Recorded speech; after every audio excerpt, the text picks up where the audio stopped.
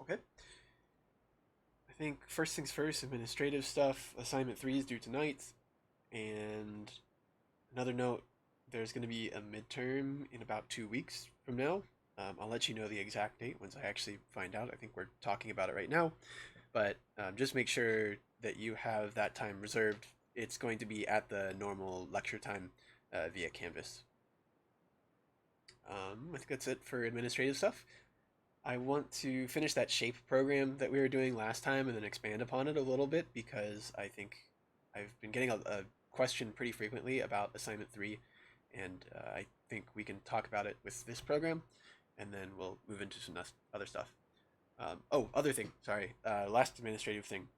Um, with regards to the exam, the material covered is going to be everything that we've covered up to today, including the shape program that we're just going to finish in the first few minutes here. And then everything after that is going to be on the second midterm.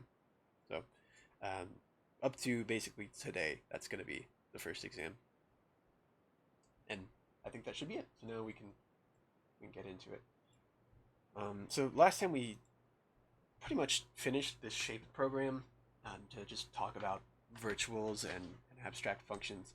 And so we had this shape program with a shape class here where the shape was able to find an area and find a perimeter of the shape. And we said that if I was to just take the area or take the perimeter of a shape but not specify what kind of shape it is, like a circle or a square or a rectangle or a triangle or whatever, then that doesn't have defined behavior because I'm not being specific enough in the way that I'm talking about it. And so when we try to translate that to a programming language, the way we can do that is with an abstract function, which just allows us to have no defined behavior and then redefine it later by marking it as virtual. And so in our example, we had this shape class, which had a find area and find perimeter. And then we redefined those functions in the circle and rectangle and square classes to actually find the area and find the perimeter, since those specific classes are able to do it. They have like formulas we could write. And so we can actually implement it. And we went and did that. They were really simple. They were all one line, and I'm sure most of you guys remember this stuff from geometry, so we won't worry about that too much. Um, and then we were just going into our main loop and, or sorry, our main program and just trying this out a little bit. So we just wanted to play around with this a little bit more. So I'm going to do a circle called C0. I'm going to do another circle, one with radius 6 and one with radius 4. And then I want to just print these really quick.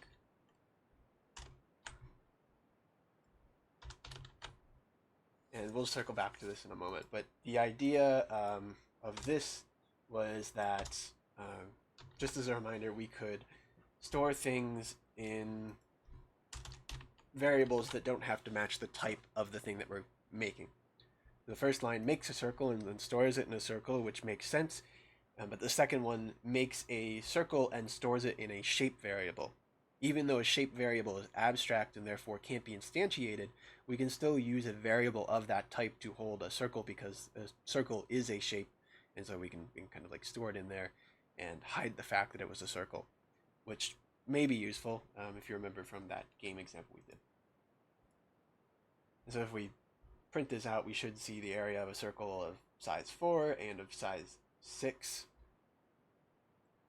And that sounds pretty fair. We'll calculate that, but I'm just going to assume that's right. I think we figured out that 50 sounded pretty fair for a circle of radius 4. 36 times 3 is probably something like that.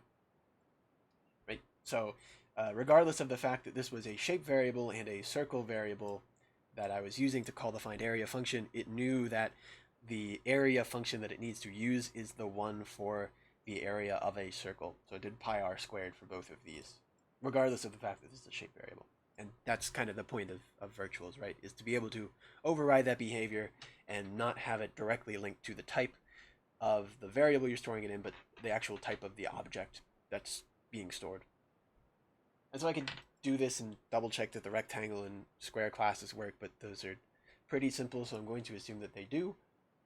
What I want to add really quick, just one last part, is I want to add an extra thing to the shape class for the sake of our example, and because I've been getting a question from not only students in this section, but students in other sections about assignment 3 and one specific part of it.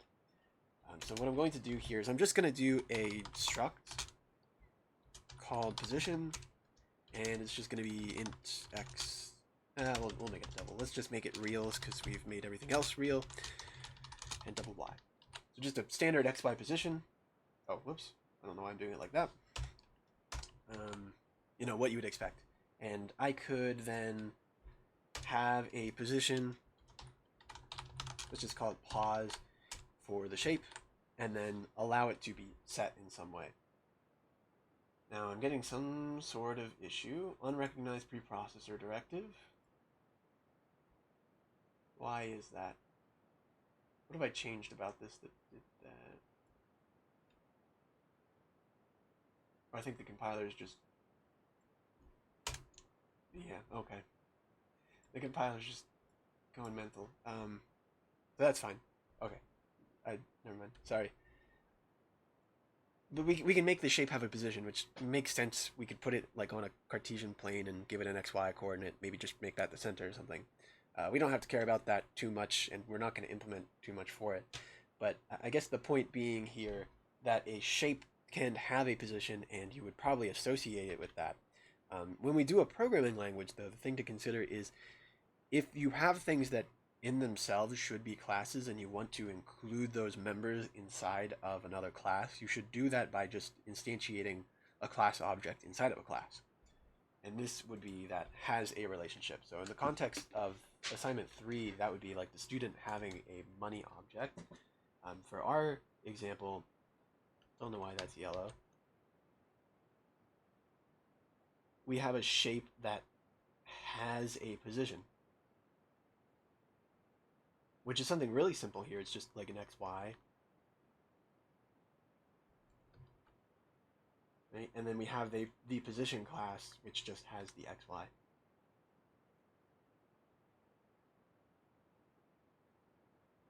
And then this has the get area and perimeter functions. Just call it get p for now. But you can have a class object have access to another class. So, you know, it's like somebody carrying another thing. Like, for instance, you might have a wallet. A wallet might be a class, but you yourself have a wallet. So it like belongs to you is what a has a relationship is. It means that each one of those instances is going to have its own instance of another thing. So when we're dealing with objects in real life, it might make sense to consider instances to be just specific things that you can tangibly grab, and they're like independent individuals. But they can still maintain like ownership and properties and stuff like that, and inherit things from that. So when we do a has a relationship, it just means that it belongs to it, or that it contains a member variable of that type. And so in our assignment 3 program, the student has a money because the money is a report telling how much they owe for their classes and then how much they're getting in financial aid, as well as a balance thing, which was just like the difference between those two, how much they actually have to pay out of pocket, right, after their tuition and the financial aid pays for it. And every student has their own report. Like my report would be different from your report because we might be paying different amounts for different classes, right? And you know, some people might be taking different amounts of credits, and you know, everybody has a different report, and that's why they have different money variables. In the same way for this, we're going to have a bunch of different shapes, and they're all going to have independent positions. They might be the same position, like, you know, one is at 3-3 and the other's at 3-3 for XY positions, but we should keep them separate because that position belongs to that shape, and anytime I modify that shape, I should only modify its position and not any other variables, right? Like if I had a circle at 3-3 and then just a big square also at 3-3, if I want to move that circle, I should only, let's just say move,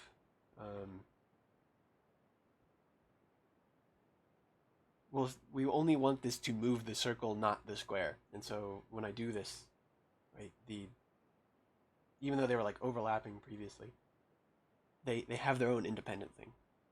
Okay.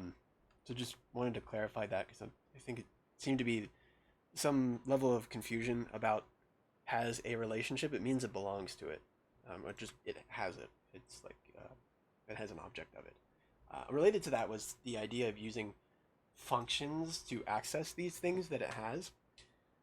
So I'm going to just write a kind of trivial function here called setPosition, and I'll just take an int x, int y, and it'll just set these x, y.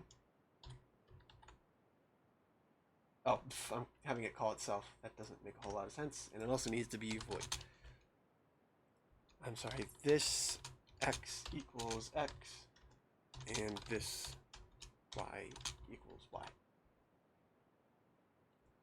So this is a trivial function that just sets these two things. Now, if I wanted to set the position of a shape, I'm not currently able to do that with my setup. And, sorry, excuse me. It might be practical to set the position just based off of whatever program we're writing. And we need to give access to people who are using our shape class the ability to set that position. And in order to do that, they can't access the pos variable itself because it's private, and we probably don't want them to be able to access it because then they're able to overwrite it or do things that we might not intend for them to be able to do. And so it's common design practice to just only expose what you need to expose. In this case, if we want to allow only the setting of a position for some reason, and then we could do a function called void setPosition that takes another int x, int y, and then all it has to do is set the position of our pos variable. So something like pos.setPosition. And that takes two variables in it itself. So even though they have the same name, I just want to clarify, these are not the same function because they have different scopes. One belongs to the shape class and one belongs to the position class. The shape class, all it does is act as a proxy for people who want to set the position of the shape to allow outsiders to set the position of that shape without directly allowing them to get the position variable itself. In this case, the position variable is not a very complex class, or it's not an object of a very particularly complex class, like all it has is an x and a y, but you might have something like very complicated that you don't want somebody to access more than they should because they might just mess everything up. And so that's why in that assignment you have the get balances, I think get charges and set charges functions that belong to the student class, and then you have another instance that belongs to the money class that just, it basically, the student class just calls the money version of it. It's so that you can allow access to money objects, but limit the way that it's done. Somebody who's using a student might need to access their money and financial records, but you don't want them to have full access to a financial record, and you still want the cohesion aspect that you're like grouping that money under a student because they have it. It's like it has a relationship. So that's the reason that the assignment has. Sorry, that's the reason that the assignment has that, is so that you're only exposing what you need to expose to people who are using your code. Does that kind of make sense? Or any questions on that? I've gotten that question a lot the past few days. But it's important to recognize that the functions are independent and what a has a relationship is.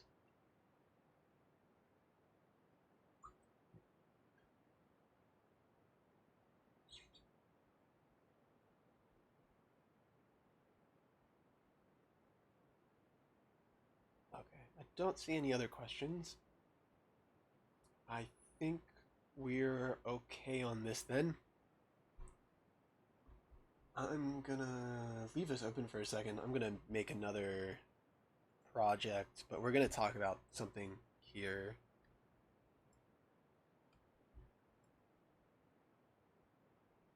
I want to talk a little bit about polymorphism because I realize we haven't talked about any conceptual stuff with that yet.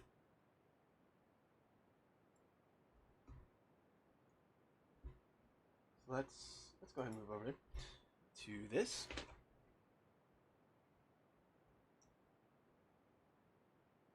there's a common term you'll hear a lot called polymorphism, and the definition is not necessarily the most helpful if you go and look it up on your own, because it's very ambiguous,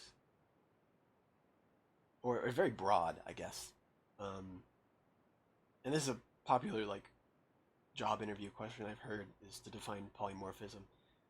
So the definition of it is something like the ability for data to take on many forms.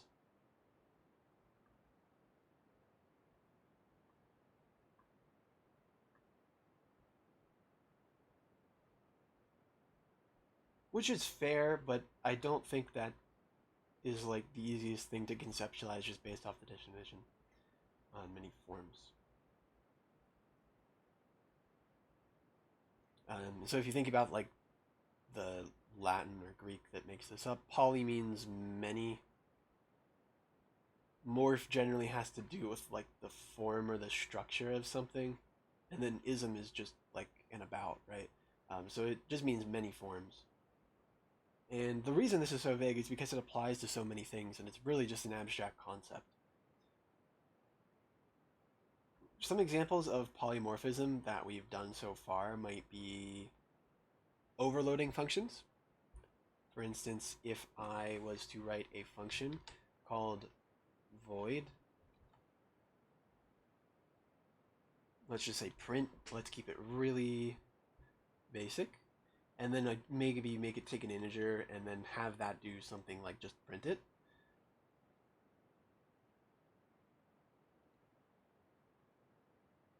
And then maybe for some reason I implement another version of that function for a boolean that then returns the boolean afterwards.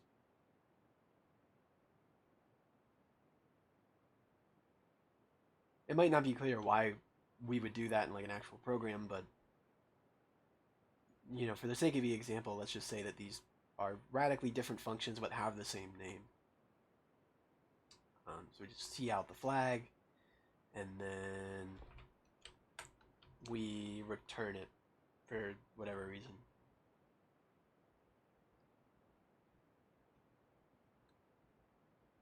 If I was to then go into main and write print false, then which one of these functions would get called? The first one or the second one?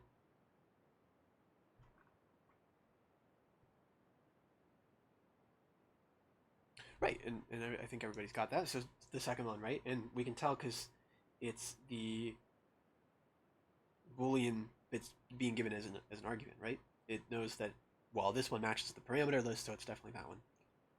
But we have the same name for these, and so the compiler goes and resolves this by looking at the parameter list or whatever. But we've given the same function different roles. And this is an example of polymorphism because we can have the same data, aka the print function, take on different roles depending on different contexts. It knows to call the Boolean version when I call it like this, and it would know to call the integer version and make it void if I called it with an integer. So it has some ability to take on different data. In the same way, we did some code here earlier where this one, where we had this circle, we constructed a circle and we stored it in a circle variable, and we had another circle and we stored it in a shape variable. And so this is also an example of polymorphism because this same data type, being a circle variable or circle object, can be stored in multiple different types of variables. It has the ability to take on different forms depending on the context, in this case being what's the data type of the variable that you're storing it in. And you'll find that as we do more things in this class that we're going to encounter a lot of things where they use this idea of polymorphism to try and let you be very flexible or very malleable with the data that you're using. And one thing that we're going to talk about in a moment here is another example of polymorphism. So let me just open a Visual Studio project really quick.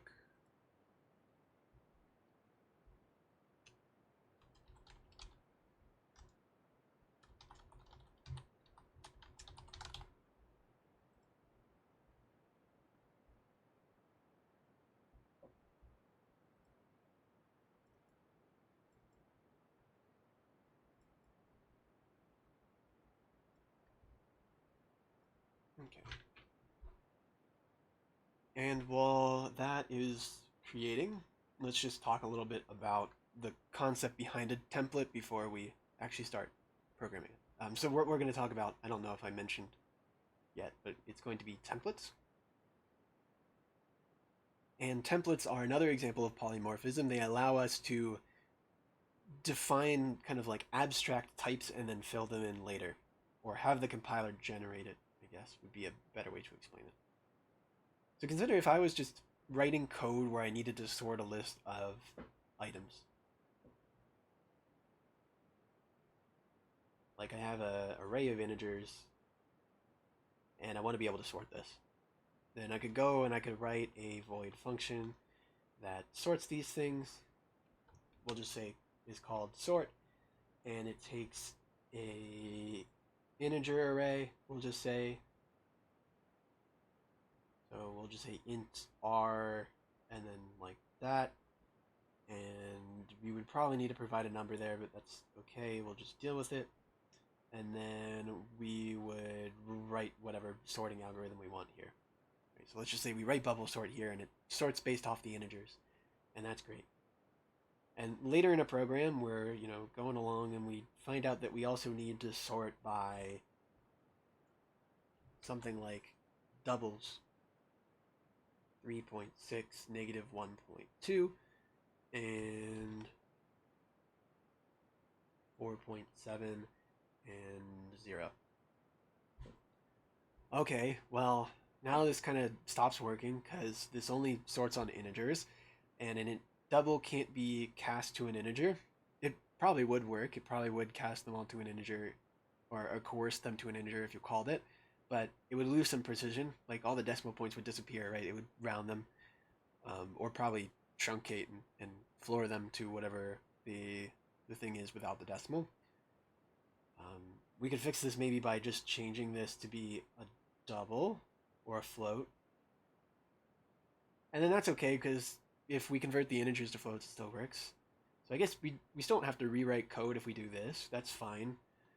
It's just maybe a little inaccurate and maybe does some extra coercion that it doesn't have to. But then we're continuing on in our program, and now we've hit something where it gives you strings, and you need to sort those alphabetically.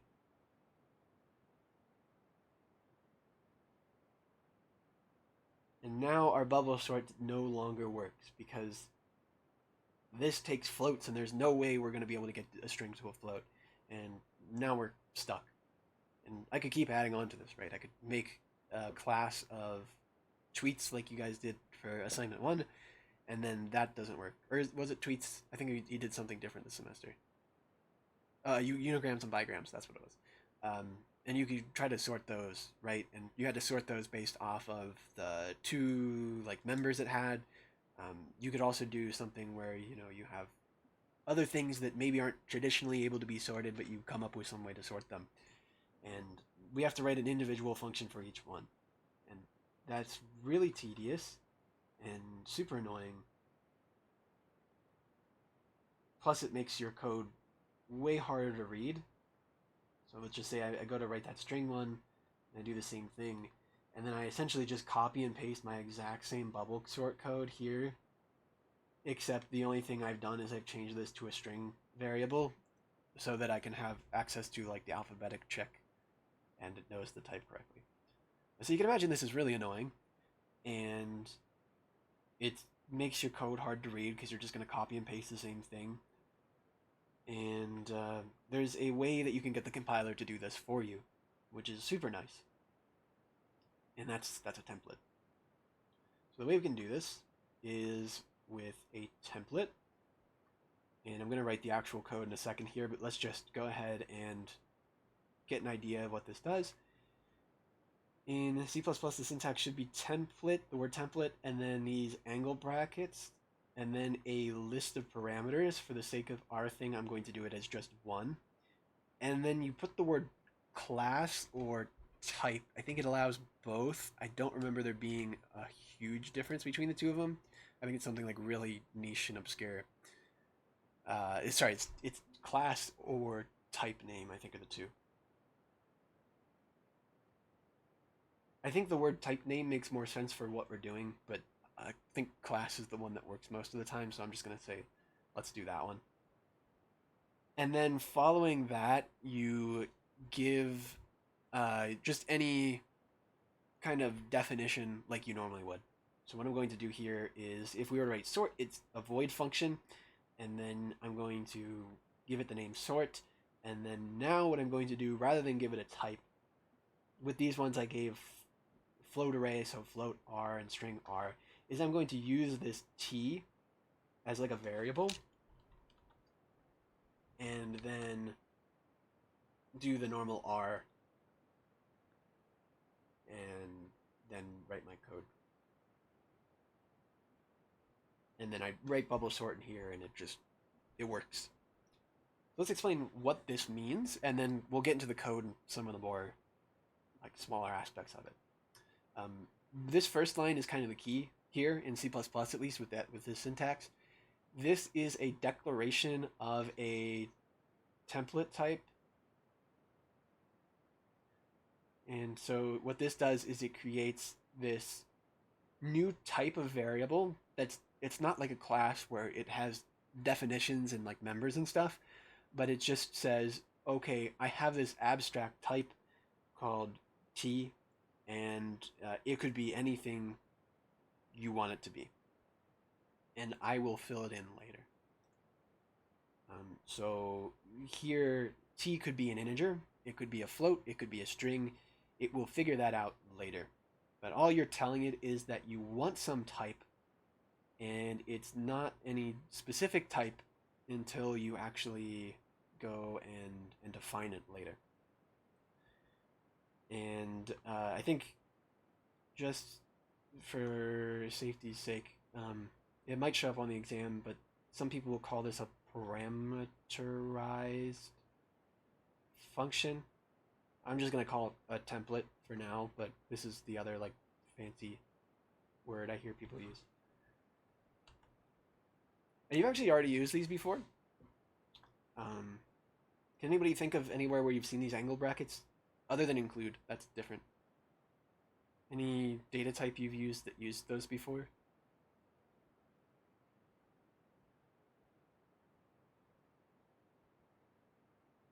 Yeah, you got it, vector. A vector is a templated class. As well, so actually, sorry, you can make a parameterized function as well as a parameterized class. I'm just going to do the function to start off with. But a vector is a parameterized class, and it can use those to get functions, parameterized functions as well. So when you do a vector, when you declare it, you tell it what to store. So something like that would make a vector full of integers or a vector full of strings. What this does then effectively, similar to our example here, is when you write that, it goes and takes the integer and fills it in for that t.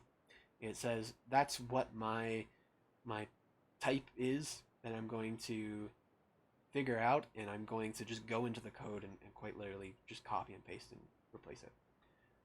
So if we wanted to do that with the function we wrote in somewhere like main, then all we have to do is write sort, and then give it the type of the thing that we want to sort. So for instance, let's just say I have a integer array up here, and then I fill it somehow after that on these lines, and then I want to sort it here. I think C++ does have the ability to sometimes tell what the type is just based off the context of like the parameter list, but just in case, you should try to put these angle brackets and then the type that you want to use it for. And now what this knows is it knows I want to call the version of the sort function where the type t is going to get replaced with the word integer. It'll literally go in here and do an integer. So let's go ahead and try to program this really quick. And one thing to note about this is that it literally does just copy and paste, and it bases it off of how you call it. So if I was to go and write sort float after this, it would go and generate this same thing where t is replaced with the word float, and it would just copy and paste both of them. So it would have one with the code of the integer and one with the code of the float. So it is really just the same as that example we had earlier where we were being kind of like doing it the tedious way, where we wrote our own sort function for a string array and a sort function for like a double array and all that, and we copy and pasted it how many ever times? That is exactly the same thing that the compiler does, but it just does it for you. So there's no efficiency gain, is one thing to keep in mind, but there is a just human boredom kind of advantage. Like, don't write the same function 20 times because that's just not fun. Now, I don't know why it didn't create a CPP for me, but I'm just going to make one.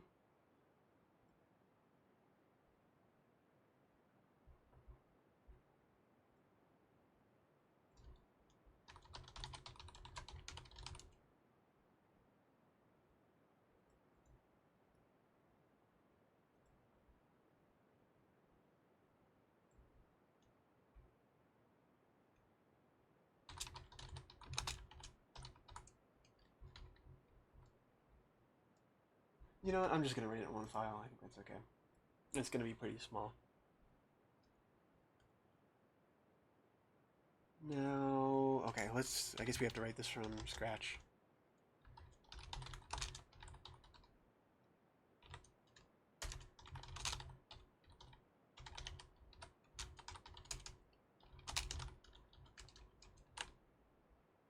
Okay.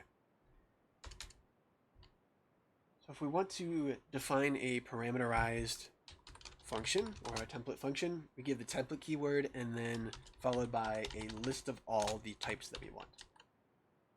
You can actually do multiple of these. I'm going to do one just for now. I'm going to come up with an example. I have one that's pretty common where you can use multiple. So I could totally do this as well.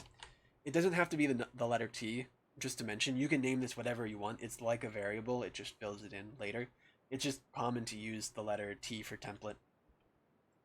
Is the most common one I see. Some people will do just the name type, which is fine.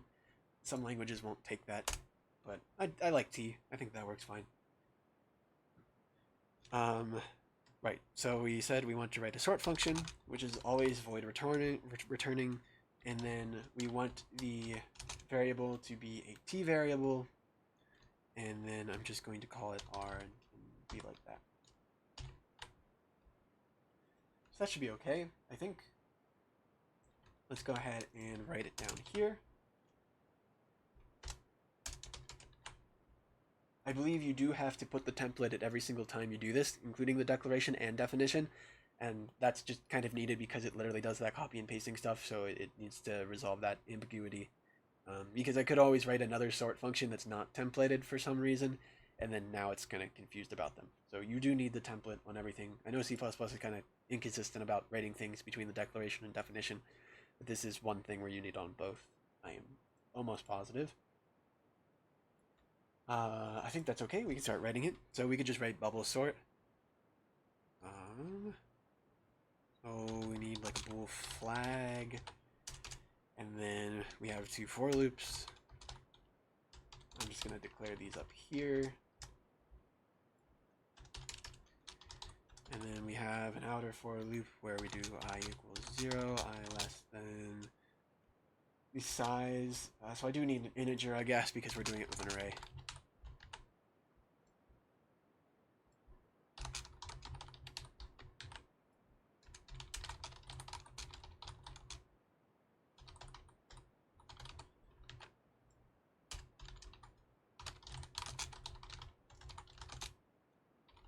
I'll write a longer description for this later. And then we could just finish writing bubble sort.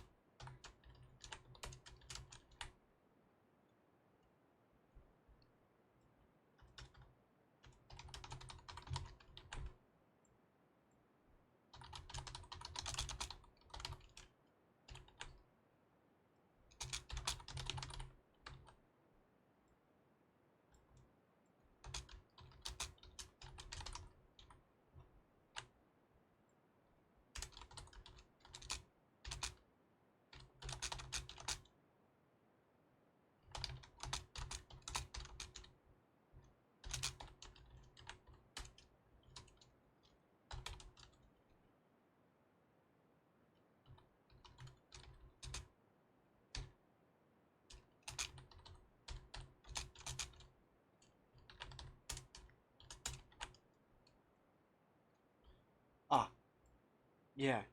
So we're actually going to need to do the swap. So this is another reason why this is a good example. Once you do this template class part, you've created this type that you can fill in for the entire function here. So it applies to not only the parameter list, but also the body of the function, which means you can make variables of that type as well. In this case, because I need a temp when I'm doing bubble sort, when we actually swap, we need like a temp variable to hold the thing in the array. Then consider if I want to swap two integers, then I need an integer variable to store one of the integers in. If I had strings that I wanted to sort, I would need a string temporary variable to store the two things that I'm swapping. And so whatever the type is of the thing that I want to swap and like the temporary variable I need to hold it, it always matches the type of the array that we're in, right? So here I'm going to do this t variable that's going to be local to our function that is also of the same type as the array. That way it will also fill that in with whatever the correct type is, and then we can swap correctly there as well. So you have access to this type across the whole function. You can use it in the function itself as well. And so here, let's just write the normal swap code. So we'll just say temp equals r sub j equals r sub j plus 1, and then we'll do this. And I'll document this more before it goes on canvas, but hopefully everybody remembers bubble sort. This is what it looks like, I think. I don't think I made any mistakes. Hopefully. Oh, no, I did. Now I don't think I made any mistakes. And this should sort anything, which is great. So it'll fill in this temporary thing and fill it out. So let's just test it out in main really quick. Let's write an integer array of 10 things, and then, I don't know, we'll just do it like this. I don't know if everybody's used this syntax before, but if you ever want to do a initialization of an array and you have like constants that you want to fill in for it, or compile time constants, literals like this, then that's okay. You can do it with these curly braces. And if you don't fill in the whole array, it actually will just fill it in with zeros in C++, which I didn't know until recently. But I'm going to do 10 things anyway, so 1, 2, 3, 4, 5, 6. 8, 0, 1, 2, 3, 4, 5, 6, 7, 8, 9, and then, I don't know, negative 70. And then I think there's a semicolon after that. And then I'm just going to do a string array. I'll just make it 3 because I don't want to write those all out. And we'll put hello world. Goodbye.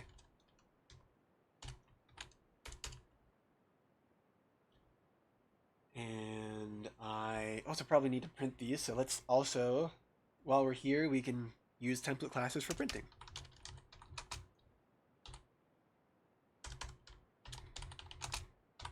And as a note, this doesn't have to match the t from above. I'm going to keep reusing the word t because I like it, or sorry, the variable name t because I like it, but it's not necessary. So just consider when you do a template, it only applies to the whatever you write directly after it. In this case, it applies to the sort function. It could also apply to a class if you put it for a class, which we'll do an example of in a bit. So if I want to make a new template class, I need to define it again just for this specific function. And I'm going to do that again. And again, you can name it whatever. I'm going to use t, but you could name these all different things for all different template functions, and it's totally fine. But I'm just going to do a function called print array that takes a t array, and I need the size again.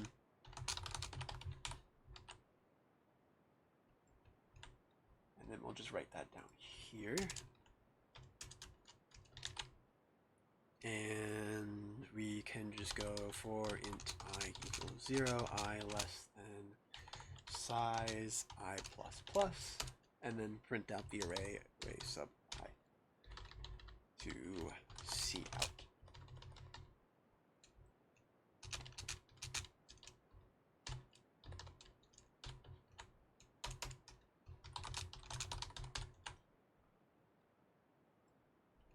I'm going to do it like this, just so it looks a little nicer.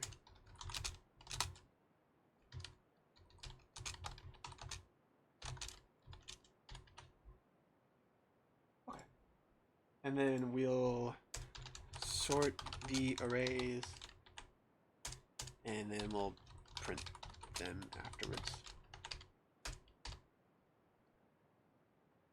And so if I want to call the sort function on an integer array, I do sort, and then I specify that it's the integer type that I want using those angle brackets. This is not always necessary when you call it, but I would just get in the habit of doing it because I think it's good to be consistent about it. R, and that's of size 10. Let me define constants so that I'm not getting magic numbers. And R size equals 10, and constant string, let's say str. R size equals 3.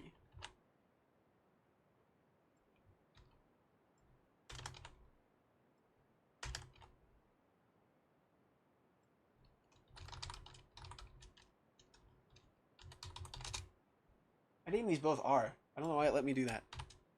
I just noticed. That's alright, I guess. As long as we don't compile.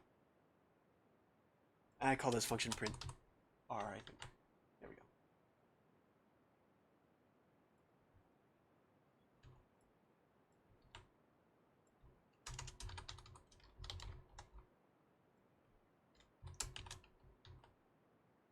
And you'll see it gives me an error if I try to include something that's of a different type than what this stuff is. I actually think if I don't put this, I think C++ will allow me to just do it and it'll resolve it for us. Which is fine. It's kind of like function overloading. But I just like it to be clear, so I'm just going to do that.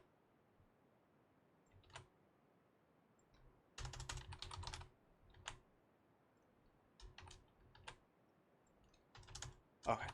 And so hopefully now if we compile and run this, we should see that both of these get sorted and printed. And we wrote half the amount of functions. And it seems like they do. So integers get printed in order, and the strings get printed in alphabetical order. And so it's able to reuse this code and just use it for both of them, for both my sort and for my print. So we have more code reusability, and this, again, we mentioned at the beginning, that this is another example of polymorphism because it allows our functions to take on different kinds of forms depending on the kinds of data that you want to use the function with. Any questions on this so far?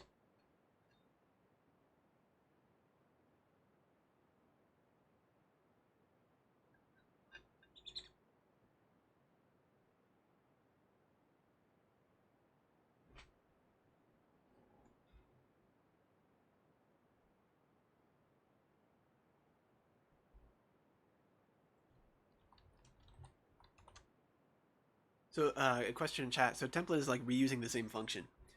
Kind of, yeah. It's reusing the same function, although the compiler generates that function for you over and over again. So it's kind of code reusability. Not literally, because it does generate multiple things. So, like, the compiler is going to generate, if this is 10 lines of code, let's just say, it's going to generate 20 lines of code. Well, like 10 for the integer and 10 for the string. But it allows you to reuse it in the context of like your own programming, I guess, if that answers your question.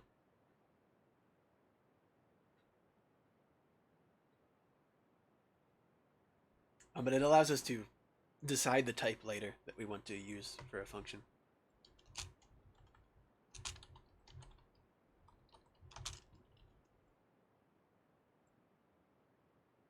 Okay, so I don't think I see any other questions. I want to do an example of a templated class. I think there was something else I wanted to bring up about this, but yeah, we won't worry too much about it. I'm going to do another example here.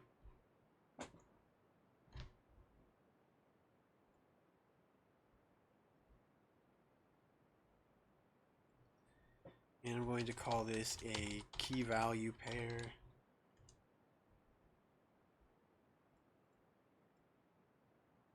And we'll implement it as well. Or maybe the name tuple is better.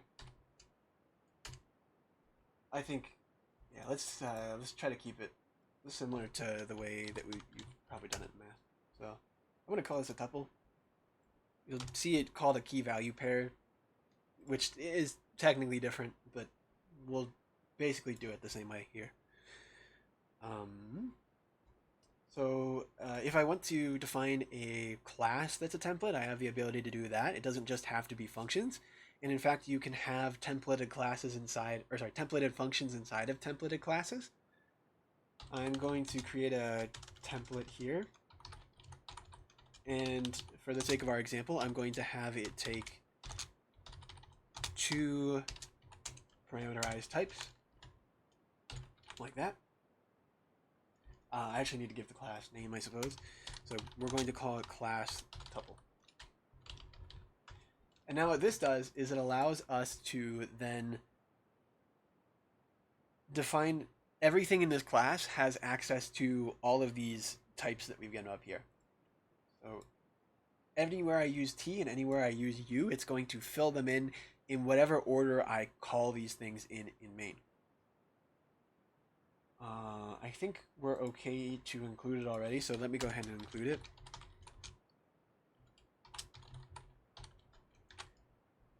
That H. So if I want to make a tuple that took, let's just say, 2 integers, then I have the ability to do that this way. If you're doing a templated class, this works the way that you've done vectors in the past, because a vector is a template class. You can use it with the type in the brackets, and it can be a list of types like we're going to do here. So I have the ability to do an integer and an integer.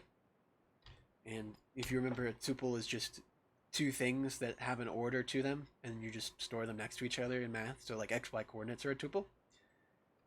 So I could do something like this, and that's totally fine. And in that case, U and T are both going to get filled in with integer here. So anywhere I use the word T in the body of my class, it's going to fill it in with an integer, and anywhere where I use U, it will also get filled in with an integer.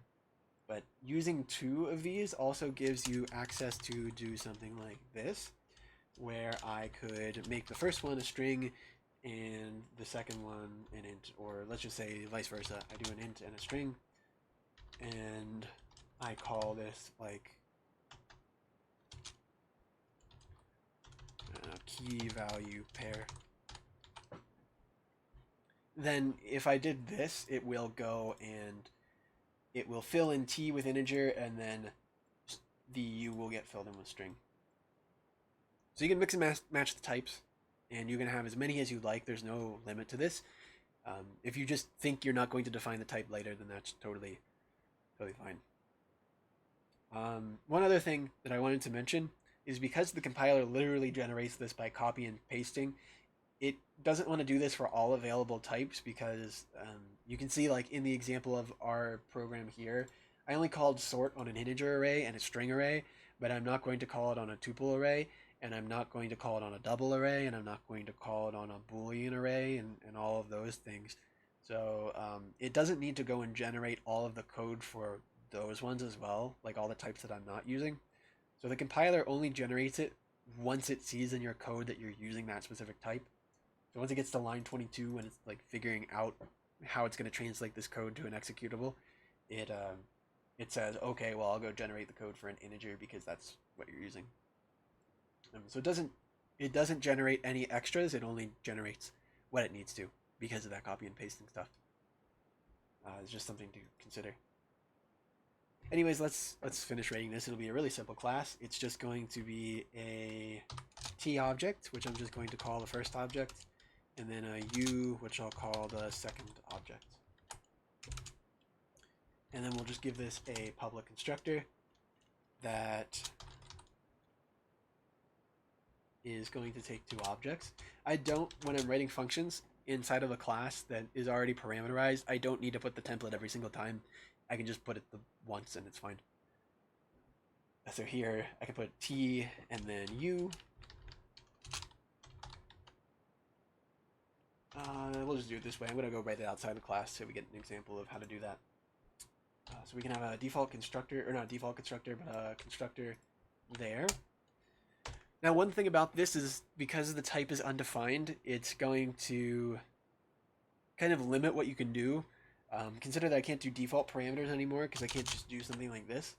Because now if I try to do that, well, that's an issue with the default anyways. But if I try to do this, let's just say where I set u equals 0, then that's an issue because I can't always be guaranteed that u is going to be a numeric type like an integer or a double. You never know how somebody's going to use your class, so now you can't set these equal to things anymore because the type gets filled in later. You can sometimes, actually, just because of the copy and pasting stuff, but just be wary of that. Anyways, we'll say, I don't know, set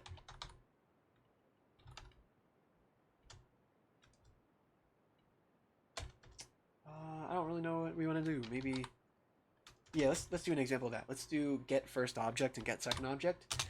So consider if I wanted to get the first object, the type of the first object is a T object, and so getters usually return the thing that they're getting, and so this type needs to match that thing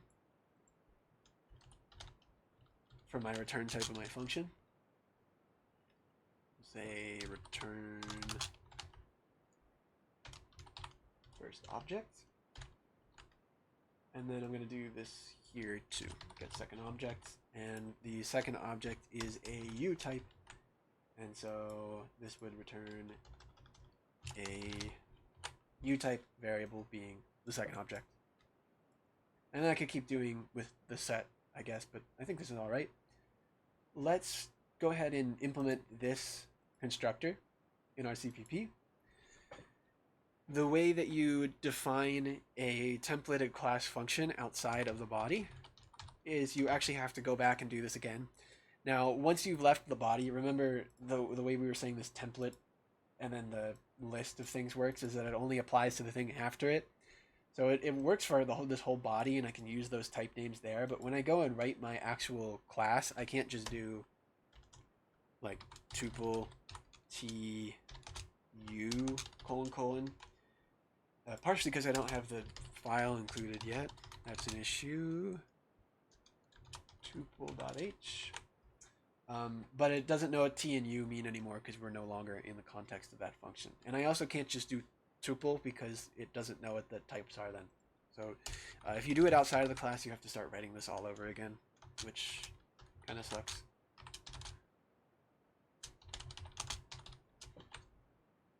Well, there we go. Now it recognizes it. I think for the function name, you don't need to do anything in particular, though. We can still just name it tuple. It does need to match the parameter list, though. So t first and u second. So the constructor name could just be plain. That's fine. It just needs to know what type you're talking about first off. Again, consider it does just copy and paste this. So if you were to think about like the way that your functions normally work is you put the name of the class followed by the function. The function name is technically just tuple for a constructor. The type part is how it resolves like which one you're talking about. Because again, it does just copy and paste these. So if I have like a string and an integer version, it's gonna make two constructors, one for the string int version and then maybe another for the int version. It's gonna copy and paste two of them. Okay, so let's just finish this really quick. Obj equals second, and then I suppose let's just write a print function so we can make sure that we actually did things correctly. Void print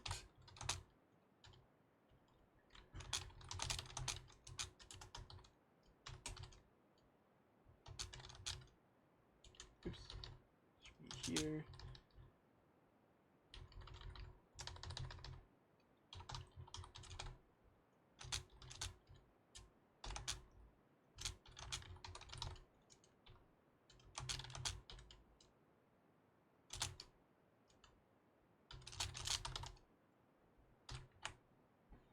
Okay, then we can go ahead and use this in main.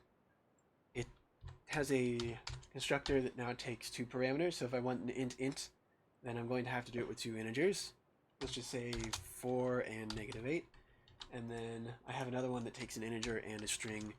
And so that would be 3, 7. Oh, nope, that's not a string. My bad. Hello.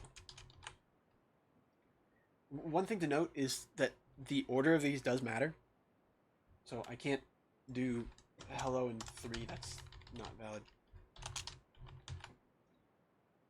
Because it has to follow the same order as these ones. So there is an ordering to these. Just something to remember. And then class, and then let's just print it just to verify that what we have seems to work. Now when you're calling these functions, you don't actually need to specify the type because of the fact that it already knows it based off of the type of the thing that you already created. Remember, like when you were using a vector, you could just use pushback. You didn't have to keep using the angle brackets when you called pushback. It's the same thing here. We don't have to put it when we call a function because it already knows what the types are when you created the variable. Key value pair dot print. Cool, so let's go ahead and print that really quick and run it, and there's an issue, and that's because I didn't include namespace standard or IOStream. I guess I need to have both.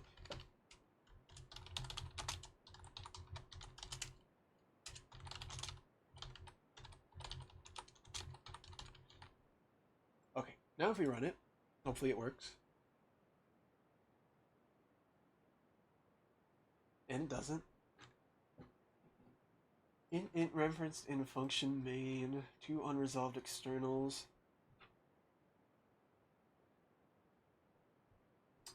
So I think I've made some sort of typo somewhere.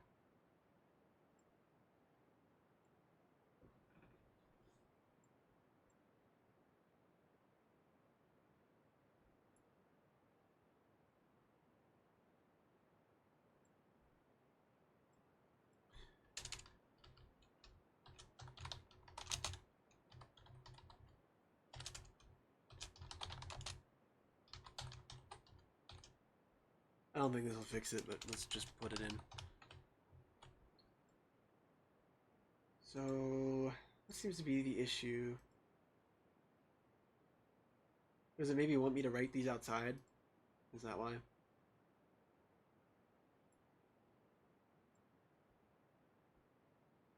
It seems to be the constructor that's having an issue.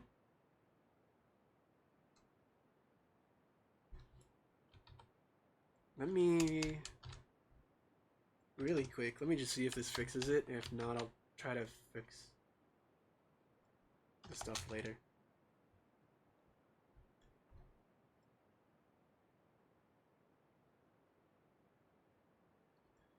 Identifier not found. Oh, because it needs this now.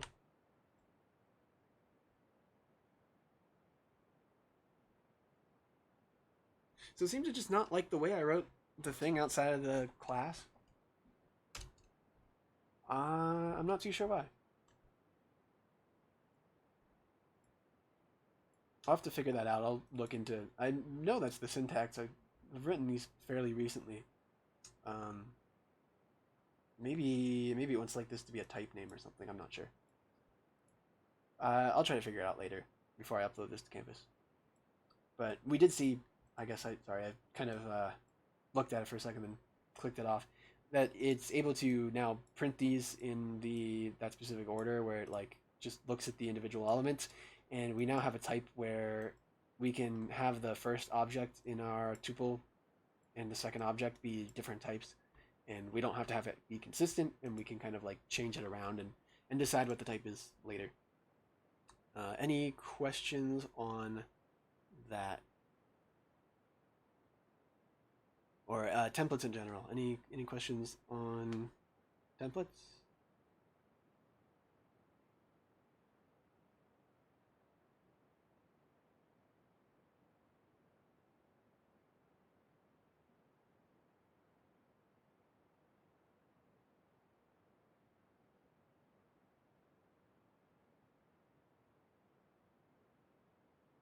Okay. Don't see any questions. I think we can start talking about the next topic. I don't want to get too far into it because it is going to take a while and it's also going to be kind of code heavy. Before we did that, uh, did anybody have any questions with regards to pointers or dynamic allocation? I just, I think there's an assignment coming up on that soon, and I just wanted to make sure everybody was okay, or did anybody have anything they wanted to go over again? Since we have a little bit of extra time.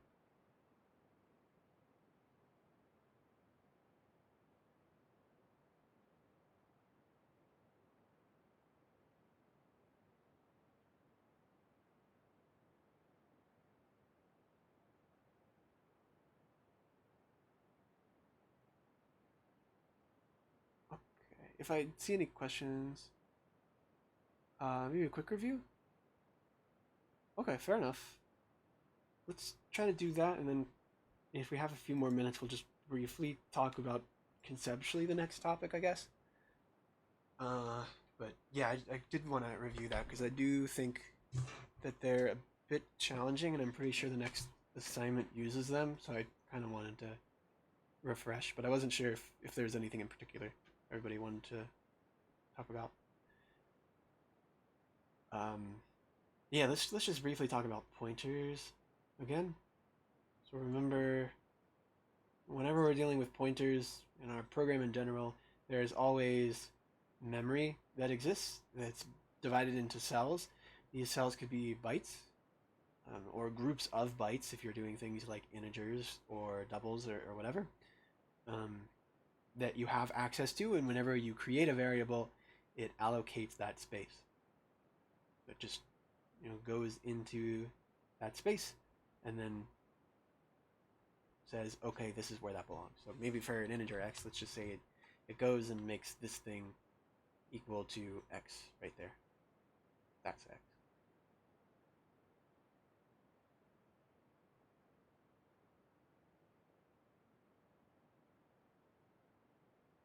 And then the way that it knows where everything is, that you haven't had to worry about so far because it's kind of hidden from you, is that these all have addresses that represent like where they are. So this is the 0 cell, this is the first cell, that's the second cell, third cell, fourth cell, etc. Realistically, this would be skipping by 4s if we're doing integers, but that's okay. And so we had a type for that called a pointer. Let's just say call iPointer. And a pointer was something that represented addresses, and it had the ability to look at these things. And so if I wanted to, for instance, make this integer pointer equal to where x is in memory, then I could do the ampersand to get the address. So as a reminder, this gets the address of something.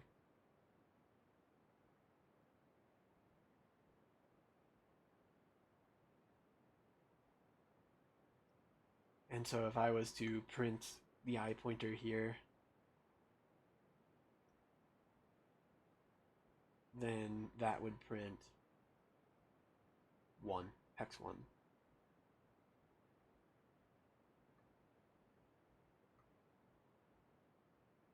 And then if I wanted to ever get the stuff located at an address being pointed to by a pointer, then I can use the star operator, the dereference, to grab the stuff for that. So if x actually had some stuff in it, let's just say 4, then this would print 4 because in our code here, we have I pointer pointing to this same location,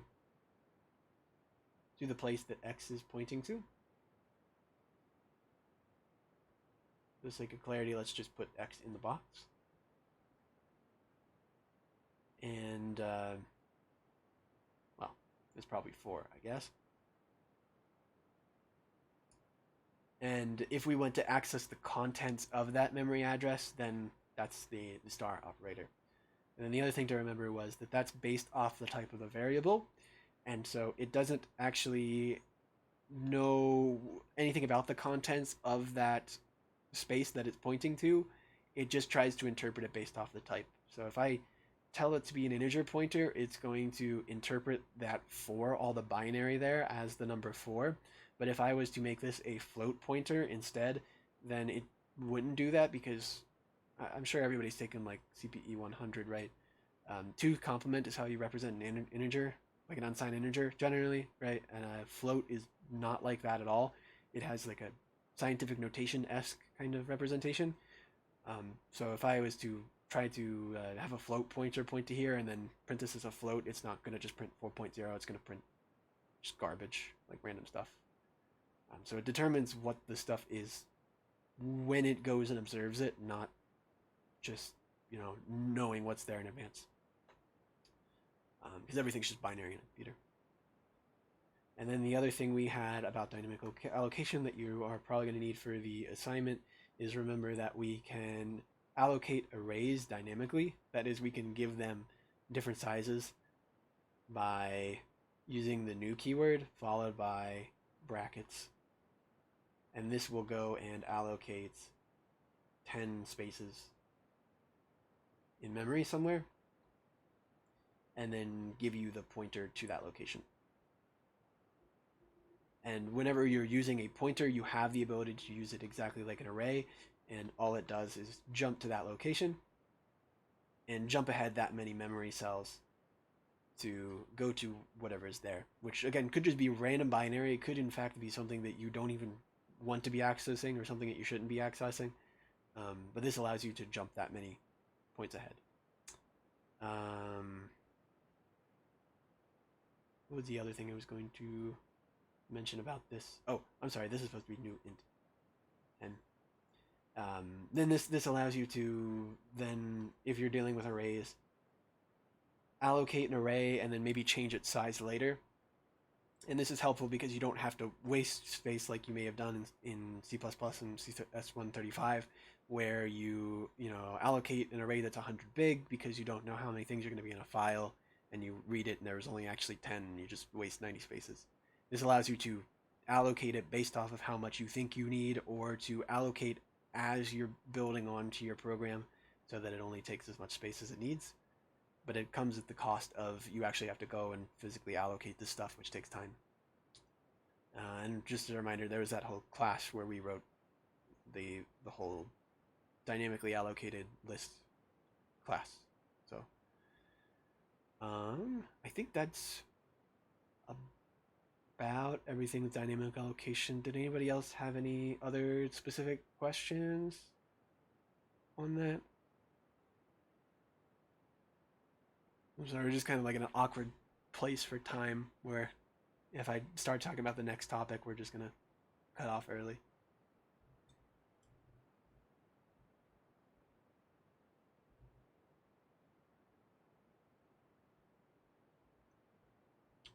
Okay, on that note, I'll at least leave you with something for next class that you can just think about. Well, we won't talk about the actual programming, but let's just talk about something conceptual. If I was to do this 4.7 and this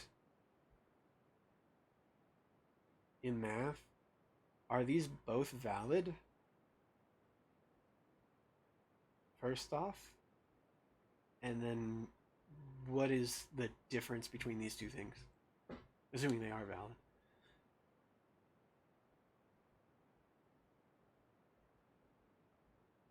I'm sorry if that's kind of an abstract question. You can give me a simple answer if you have one.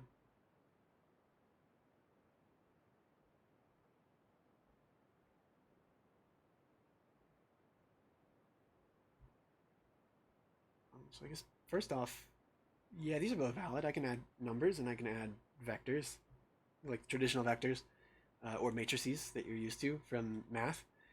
And the thing I'm trying to get at, kind of like an abstract thing, is that this first one's adding numbers and the second one is adding vectors.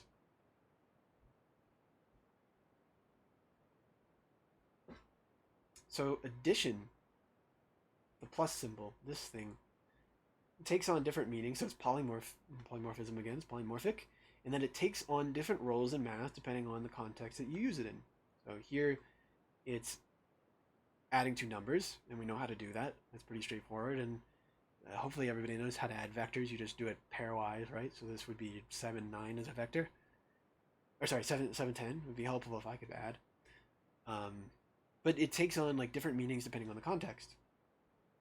And likewise, if I did multiplication, then I have the ability to do something like this, or times 5, where that's a number times a number. I have the ability to do something like this, where this is a number times either a vector or a matrix, right? This is also valid. It's a multiplication. This is a number times a number. This is a number or scalar times a vector.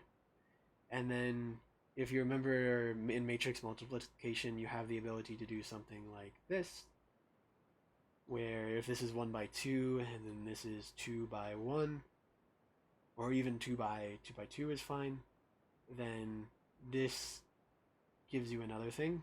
There's some kind of matrix that you get at the end here. This equals another matrix, and this equals a number, right? 20 in this case. Let me actually write these out just for the sake of our example.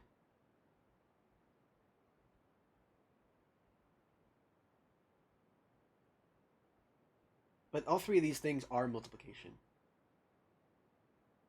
They're all star or X or dot or whatever you want to use. But something to consider is that they take different types of things and then do something different depending on the context. And that's just kind of a system in place to make math more convenient, right? You don't want to invent a new symbol to do matrix operations, so they just use the multiplication symbol, even though it does a totally different thing. Technically, right? It's like multiplication and addition, and you do it row-wise and column-wise and all that stuff. You don't have to remember how to do that, but it generates a matrix, right? And it takes different things as its input than you would normally use multiplication for. So the point here being, you can define an operator to take on multiple different forms. So you can have it be polymorphic, dependent on the types of things that you're operating on, and then they can have a different kind of return value. So a number times a number gives you a number. 20 is a number. A number times a vector gives you a vector or a matrix if it's a matrix, and a matrix times a matrix gives you another matrix. So operators can have different kinds of ways that they operate depending on the context that you use them in, and then also have different return values. What we're going to do next class is we're going to try to do that from a programming perspective. So we're going to be able to redefine plus and times and minus and all these different operators that we have access to, so that they work on different class types and so that they can be more easily readable. So this will be helpful for those of you who have maybe in the past made that accident where you do a sort between a class and you accidentally compare the classes with like less than or something. We can actually do that. It's allowed. You just have to define it yourself. Anyways, I think that's about time. So apologies for just kind of rambling here at the end, but we'll get into this more next week.